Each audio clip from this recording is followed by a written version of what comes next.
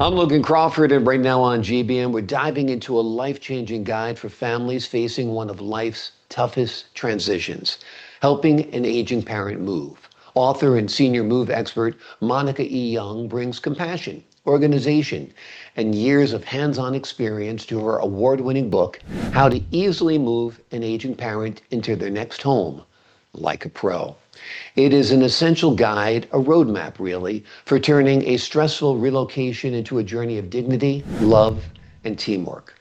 We're delighted to have this very talented author join us here today. We thank the team at Atticus Publishing for helping us put her on TV today. And we ask viewers like you to support authors like her by subscribing to our channel and by purchasing her amazing book.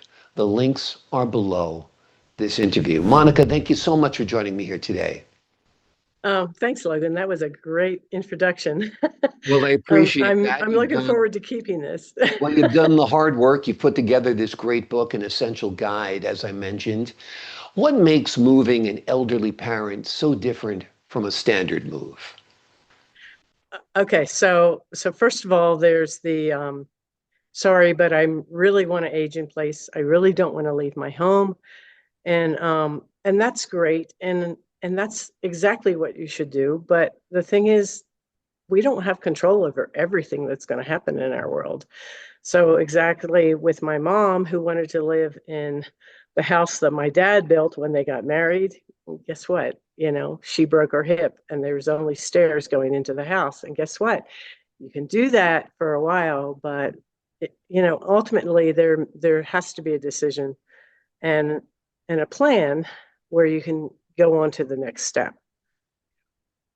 They are resistant. Sometimes issues of dementia, even mild, kick in, and they're afraid of a lot of things. They're afraid of moving. They don't feel safe. So talk to Yeah. us a little bit about your team of five concept and how that works.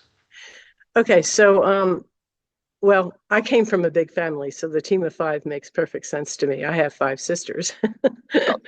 And so but anyway, as I did my business, that's what it finally came down to, was that you get everybody to be on the same page, including your mom or dad.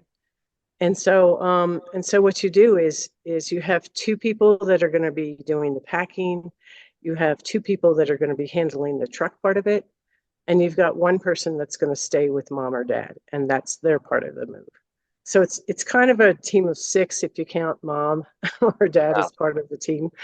But anyway, yeah, that's just kind of the basics to it, because this whole team can get together at any point in time.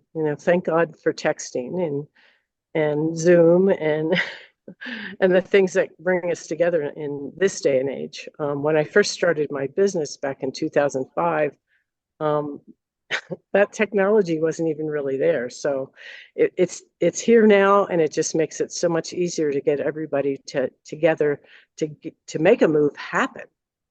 So Just did this with my mother-in-law. She was living independently. She's 94 years old. oh, She bless her started, heart. she was doing great, but she started Yeah. fearing that the homemaids were stealing from her, which is obviously a Oh, common yes. complaint. So now she's in like a assisted living nursing home kind of situation. And my Oh, wife good. made sure that she felt comfortable and safe the whole time. And I think Yes. that's it. Reassuring your parent is so important, right? Oh, definitely. That's a big part of what I talk about in the book, is that, at every step along the way, you have to get the buy-in from your mom. I mean, it's like, yes, you're the most important thing. This is why we are doing this, is for you and for you only. Yeah, we're concerned, but we want you to be in a place where you can get regular meals and, have people that are of your social generation that you can talk to. So it's really just a labor of love. I try to break it down so that, for me as a long distance caregiver, um, I had to, I'm in Colorado, my mom's in Maryland. It's like, okay, how do we make the most of our time together so that during the move, or rather after the move, we still have time together, not just spending all the time moving. So that's why I got it down to a one day move, 8 to 4. Yeah. We're going to be done. Oh, I wonderful, promise it wonderful. works. Yep, I'm sure it does. What are some of the biggest mistakes you feel families make when relocating an aging loved one? Um, I really focus on what they can do in a positive manner. So in my first book, Before the Time Comes, I talk a lot about how this isn't, even though the move is a one-day move, it's like a 5-year process to get to that point. Like you don't just say, "Hey, mom, guess what? We're moving today." You know, it's got to be like, okay, where do you want to move? Why do you want to move there?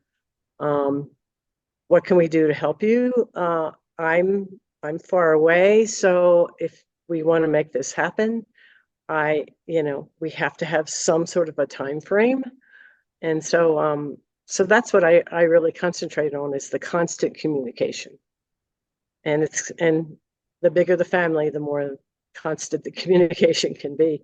Um, thank God for texting, so that so that you can all be on the same page and ask the same questions. But Exactly. And but it's yeah, tough in so this very that's mobile society. You're in yeah, Maryland, I mean, you're in Colorado, your mother's in Maryland, and I imagine your other siblings are spread around the country too, right? we actually are all over from Yeah. California to Texas to Florida to Virginia. Yeah, it was great being able to get together um, after my mom broke her hip. We tried to keep her uh, in the house for a while, and then it was just like, no, we got to come up with something, and that's kind of was the impetus behind my business for moving seniors. Was it's like, okay, so how do we do this with concern for our time? Because I'm going. I can spend a week out there, but I'm working, and then everybody else is in the same boat. So anyway, it's just something that it was great to make it all happen, and I hope that people will buy my book so that they can understand the process that I came up with after 11 years. Um, anyway, Very, very it's well thought out, your process. And yeah. what would you say the first steps are? Um, You mentioned so breaking it into mom gently or dad gently over a multi-year period if possible. right, But right. sometimes it's not possible. Like I said, mom broke her hip. You realize the stairs are too much. There's no downstairs bathroom, all of the things that we find Hey, how out did you happen in know our that? lives.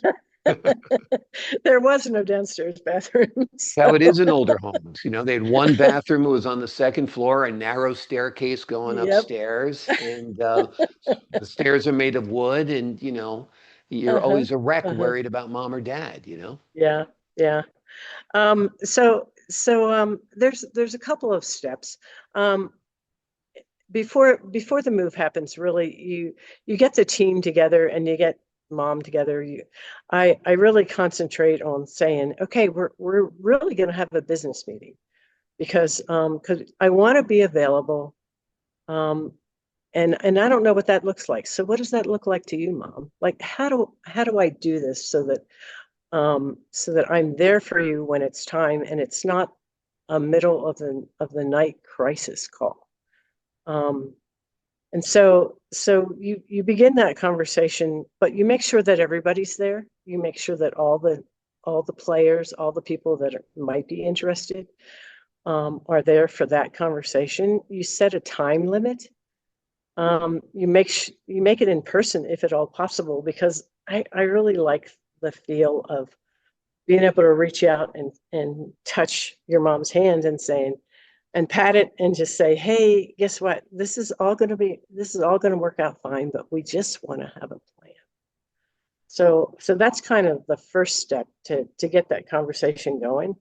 And for people that are resistant to that, um, the main thing that I do is I say, then talk about recording the legacy, writing your memoir. Where are the family pictures? Where are the family stories? can we please record the family stories, and so when you're talking about that, then all of a sudden, the smiles come to your face as you remember those stories and as you think about, oh yeah. And even when my mom finally did, after her second hip surgery, she really kind of went into the dementia area. And so we had some really good conversations even then, though, because she would think I was somebody else and I was happy to play the part. and, and then she would look at me and she'd go, "Oh, you're not Mary, are you?" And I'd say, "No, but for a while there, I kind of wished I was." Yeah, So, exactly. so you just have to have a love for the whole family part of what's going on. But it's a way in, because when people are going into dementia, they realize that they're going into dementia, and a lot of times they get really angry about it. And so you have to be able to just talk through that. A lot of So, frustrations. They can't find things. They oh want to my be able to God, blame. They can organize a million times and repeated phone calls on the same issues. Been there, done that, and it's heartbreaking for them. I mean, and it's yes, heartbreaking for the loved ones because yes, this is your mother, and hmm, you don't want to be frustrated by her calls, but she's called 15 times about the same thing and never remembers the previous conversation. yeah. It's a very, very tough terrain to navigate. And I think you've done a great job with this book because you've given a lot of empathy, a lot of thought, a lot of great practical advice. What do you hope readers take away from your book after they turn that last page? Um, well, I wanted to talk about the fact that the way I wrote this book was really different. Um, I in each chapter it begins with a conversation. So if you're not really into my worksheets, which I also think is very important, it's fun to I did this as an experiment. I just went through and I read the conversations, just the conversations from chapter one all the way through the end.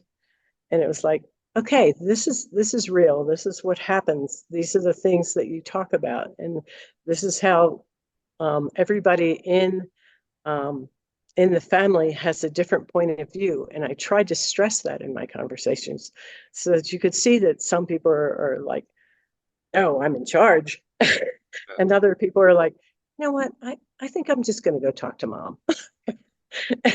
and so anyway, it is pretty interesting.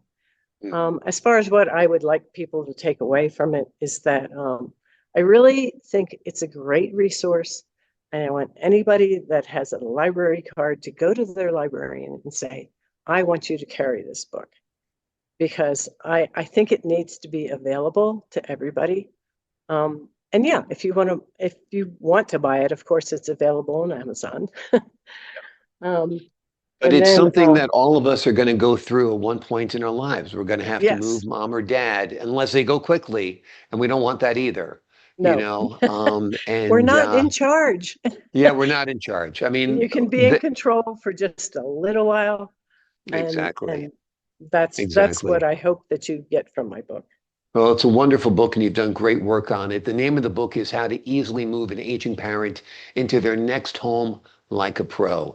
It's an invaluable guide for anyone preparing for one of life's most meaningful transitions. Monica, thank you so much for joining me here today. Thanks, Logan. I really appreciate it.